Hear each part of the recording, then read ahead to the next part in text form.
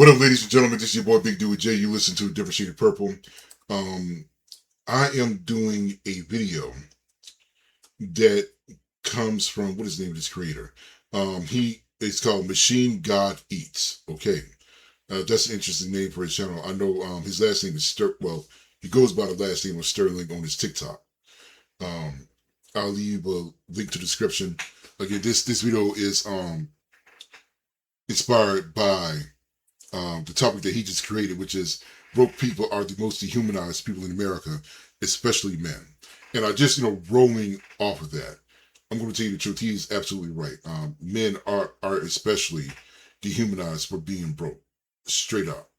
And he kind of touched on the fact that despite the fact that he's broke, it does not mean that he does not have desires like wanting to be in a relationship, wanting to um, find someone to love or whatever. But he doesn't qualify for that. He doesn't qualify to be in a relationship because he's broke. And I totally get where he's coming from. You know what I'm saying? And I think that one of the things that we got to understand about being broke in America is that number one, it's not our fault. Most of the time, it's not our fucking fault. That's all there is to it. It is not our fault. A lot of people do not realize that the majority of the jobs that we have within this economy is mostly in service jobs, right? And a lot of these service jobs don't pay well. You're talking about service jobs, like say in the restaurant business, retail, um, you know, things like that, fast food. Okay, they don't pay well. Customer service, you know, and what's so funny is that these, for the most part, for the majority of people, are the only thing that's available. And you take what's available and you don't really have an opportunity to get better. Now, I'm, in a bit of a different situation where, I'm able to, do better. That's what I'm doing right now. I'm in the process of that so that I can hopefully be able to find a better job. Key word there, hopefully. That's the key word. Okay. Absolutely disgusting that, the way that a lot of these companies are shipping jobs overseas and, especially like say, the field that I'm in, it's very much likely that I will never be able to get hired because, they're going to hire an overseas Indian, at half the rate they would have to pay me, to keep their company secure. That is just the truth. You know what I'm saying? That's not me being xenophobic. That's just the goddamn truth. I mean, I'm sorry. If you're an American company, you should be hiring Americans first. I'm not no white person. I am a black person. Okay? But Americans come first. There was even an Indian American who said the same shit, who got pissed off that a person from India could come and get his job because, he would be paid at half the rate that he would. Okay. So, I mean, one of the things that we got to come to the understanding of is that it's not our fault. It really isn't our fault.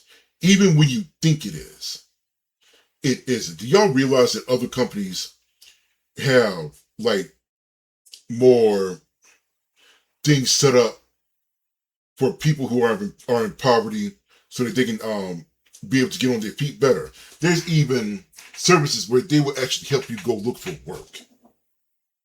Like a lot of us are not even able to look for work because we don't have the money for gas. Think about that. Think about that. You know what I'm saying? And because these people are not able to go look for work, the Department of Labor Statistics do not count these people as being unemployed. Think about that for a moment. Think about that for a moment. Okay. But the main thing that got me really thinking about this topic is the fact that there are men who would judge other men for being broke. Let me say that again.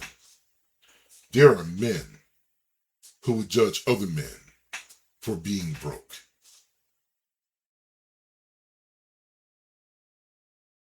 Right. I can sit, one of the things, I sit here, I do on my channel is, bitch crap and complain about women and, and how, they treat men and how they look down on men and whatever. But I'm going to sit here and tell y'all something. It makes no difference if men are not willing to treat other men like people. Let me say that again. It makes no sense to try to expect something out of others that we are not willing to give for ourselves. Now, I want y'all to think about that. I want y'all to think, how you look down on your fellow man because he doesn't have A, B, C, or D, or X, Y, and Z. I want you to think about how a lot of you would sit there and look down on men because, he fell, hard on his luck, whereas you did not. It's crazy. It's crazy. You know what I'm saying? I remember sitting up here listening, talking to someone, and I always, for the most part, I always try to have something positive, for people that I know. And one of the things, I always call him is big dog. You know what I'm saying? Like I call everybody a big dog. You're a big dog. He's a big dog. She's a big dog. We all big dogs. Okay, that's just how I think. And I was looking at dudes like, man, big dog, you working again, huh? That's how I talk to him. You know what I'm saying? Like, I'm just letting him know, like, hey, I recognize, I recognize you doing, you're doing the damn thing. And he began speaking in a way that was like he was talking indirectly to me, which is weird because I held down a job for the past few years.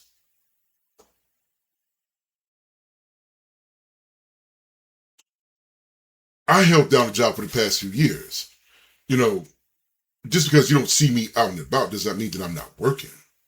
I've been fortunate enough to be able to have, to be able to work from home. You know what I'm saying? I just don't tell everybody that. I just, I stick to my own business. There's something be happening, around me that I know absolutely nothing about because I'm living under a metaphorical rock. You know what I'm saying? Like, I mean, I just be in one room most of the time, not able to go anywhere. And you know how people start saying like out of the way stuff, as though they're really talking to you, although they're not really saying anything directly about you. That's what I was sitting up here. That's what I had kind of experienced from this dude. I'm just thinking, huh?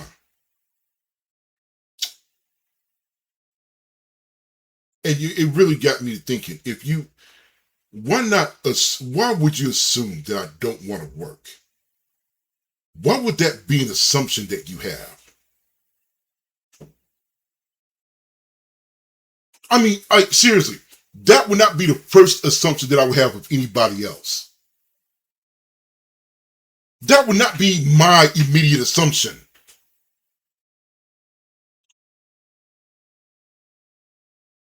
You get what I'm saying?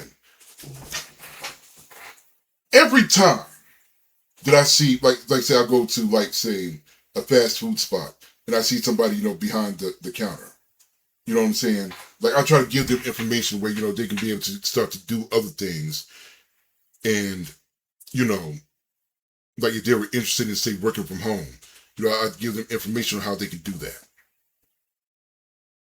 That's the kind of person that I am. You know what I'm saying? Because I'm always assuming that if you're a human being and you don't have much, that you're always trying to do better. And if you're always trying to do better, then I'm going to try my best to help you, not hurt you. That's my attitude.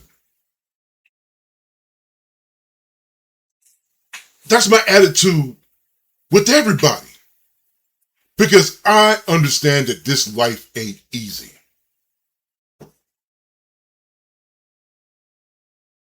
I understand that. I know it. It's hard. You know what I'm saying? So if there's anything that I could personally do, even if it's not much, excuse me, sorry about that. Even if there's nothing else that if there's not much, if there's something that I can do to make your journey on whatever trail that you're walking on a little bit easier, I have no problem doing it, especially if it doesn't cost me much. Okay, I will try to help rather than hurt. But I am coming to the realization that the regular everyday person don't have that type of mentality. And that me having that mentality often have me end up being in a place where I get looked down on and laughed at and be seen as naive, which is something that I hate. Because since when being kind means that you're being naive? Since when does me cheering for you means that I'm just, like, I don't know, gullible and, allowing myself to be taken advantage of in some way, shape, or form by me, trying to cheer you on,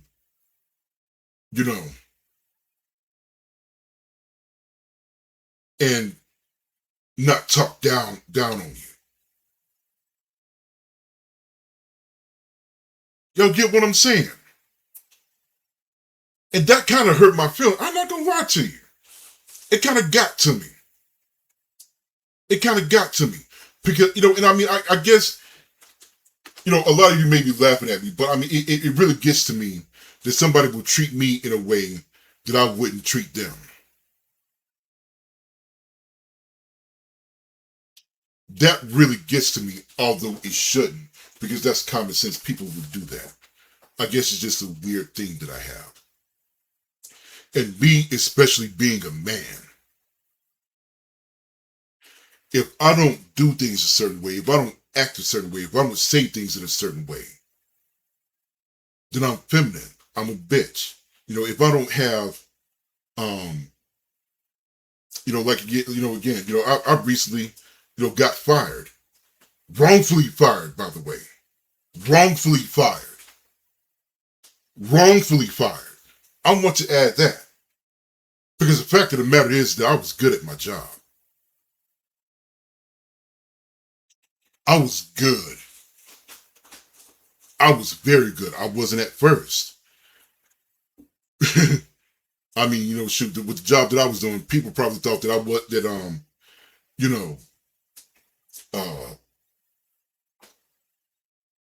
they probably didn't know whether, they probably wondered if I knew how to use a mouse and keyboard or not. You know what I'm saying? I mean, it's kind of funny. But I got real good at my job. And I became one of the best customer service agents in the spot. As a matter of fact, I had people tell me that I was on a path to, become like, getting into one of the senior positions at my position. I was doing that good. I was doing that good. I mean, people who came in with me at training were still having difficulty.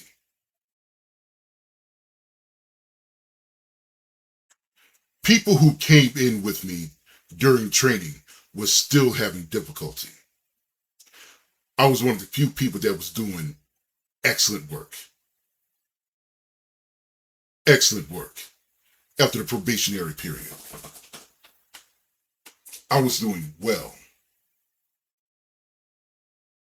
And they could deny it. Even when, at times, like say, if I was to fail a QA analysis, the people who would evaluate me would still leave a note saying that I had good, strong customer service skills.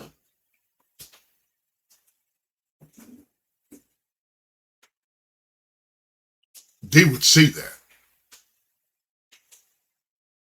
They would flat out say that. I mean, it was crazy, right? They would flat out say that, despite the, the only part where I would mess up would be like saying, I would forget to do a template or something like that. I would forget to do a template. That's all. That was it. That was it. And I ended up losing a job. I don't want to say over what, because people who may know me may peep it out immediately. But the person who didn't know, they were full of shit. And I'm going to tell you something.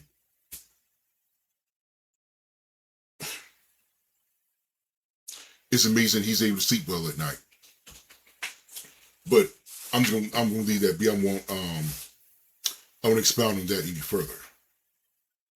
But it wasn't my fault that I got fired. Okay, because I was good at my job. I wasn't just competent. I was good at my job.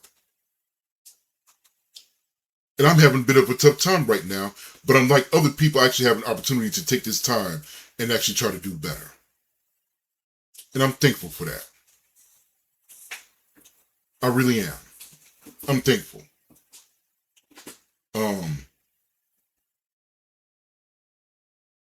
But it just how I was looked at. And the stuff that he said when he really didn't know me. And he did not know the things that I've been doing. Kind of got to me a little bit. And it's one of the reasons why I really don't talk to people to begin with a whole lot. You know what I'm saying? Now, I can't just sit there and say that, everybody, is just bad. I know and understand that I have issues too. But, it's just the fact of the matter that you would sit here and look down on me and have an opinion about, what I have been doing, when you don't even know what I've been into.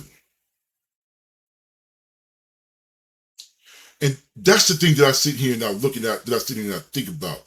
This was another brother that looked at me like that. You know what I'm saying? But whenever you have a hard time as a man, you want everybody else to have an understanding about the current situation that you're in. Right? When you yourself as a man wouldn't have that same understanding for another man in that same position, in that same position. At the time that you were more fortunate. That has got to change. For a lot of us guys, that has got to change. It's one whole thing to sit here and try to push somebody and say, hey, get up off your ass and do this and do that so that you can do better. But to actually try to judge somebody and have means of actually looking down on you, knowing good and damn well, I mean, a lot of people don't even understand. You ain't nothing but 1 or 2 degrees from being away from being in a bad situation yourself. And you don't even realize it.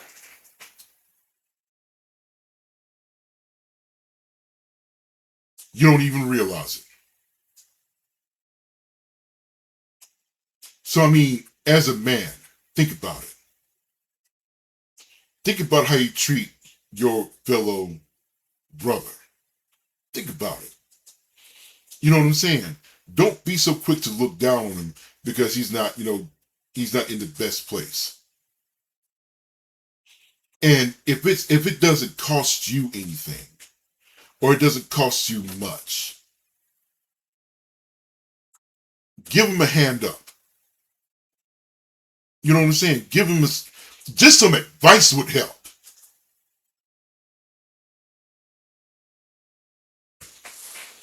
You know what I mean? Advice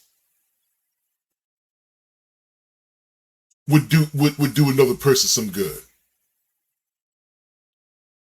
And at the very least, your conscience can be lightened up a little bit because at the very least you tried to help somebody. That's all I have to sit here and say. You know, man, just think about your fellow man, your fellow human being. That's all I have to say. This is your boy Big Dewey J, man. I hope that a lot of you guys kind of think about what I said a little bit. You know what I mean? Think about it a little bit. I have nothing else to say. Love and peace, y'all. Have a good night. Or good day. Whatever.